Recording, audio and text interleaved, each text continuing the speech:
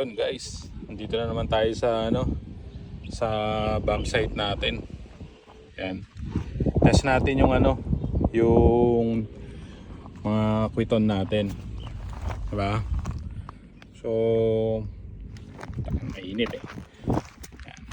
Tanghali kasi ngayon dito. Kaya mas maganda kasing mag-test fire dito ng tanghali kasi wala ganong tao. 'Di ba? Kasi syempre mahirap na yung maraming tao sa paligid mo. Sabi hindi natin masabi yung aksidente. So para safe, 'di ba? So unahin ko to. Itong kwiton na to, kwiton puno to galing kay Kulit Hopia. Yan, nakuha ko sa kanya yan. So na-try ko na to nung una, solid naman. So try natin ulit siya ngayon. Tapos ayan, binigyan niya rin ako ng ng kwiton pero regular lang to. Yung isa to puno. Tapos yan. Yan, kumuha din ako sa kanya ng ng isang baby kwiton. Pero grabe, solid to. Nasubukan ko na yan. Check nyo na lang yung short ko dito. Pero grabe, solid. Okay. Tapos ito gawa ko to mismo. Okay. So binebenta ko rin to. Bali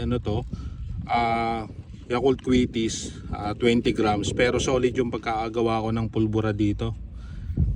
Ewan ko lang kung merong ganitong kalinis gumawa ng ngayon. So hindi ko alam, 'di ba? So ayan, talagang pinaghirapan natin 'yan, 'di ba? Para quality yung gawa natin. 'Yun. Kung gusto niyo kumuha, PM na lang kayo sa akin. Okay. So ayan, ilalagay ko naman diyan yung Facebook page natin para makita ninyo. 'Yun, 'di ba? So sige, test fire natin. Okay, test fire tayo. Kwiton puno. Okay. Ito yung kwiton puno natin.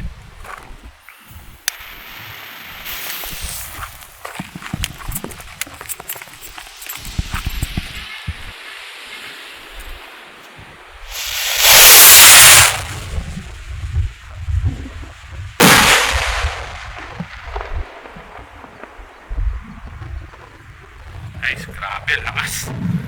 Ay, solid talaga. Solid talaga yung na yun. Yung kwiton puno na yun. Ito. Next natin. Kwiton regular. Okay. Next. Grabe, solid. Lakas nun.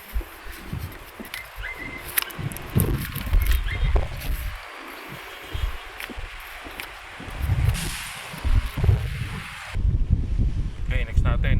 Kwiton regular.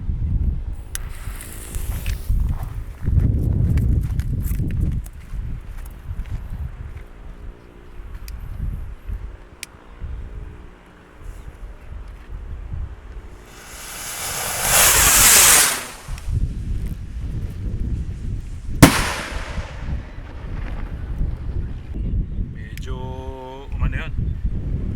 Ang tawag dun, hindi umangat. So mababa lang yung lipat niya. Okay, next tayo. Next natin to. Ito yung baby kwiton. Okay, galing pa rin to kay Boss Hopia. Ito solid to, na-try ko na to. Solid to. Natin. Okay, expire.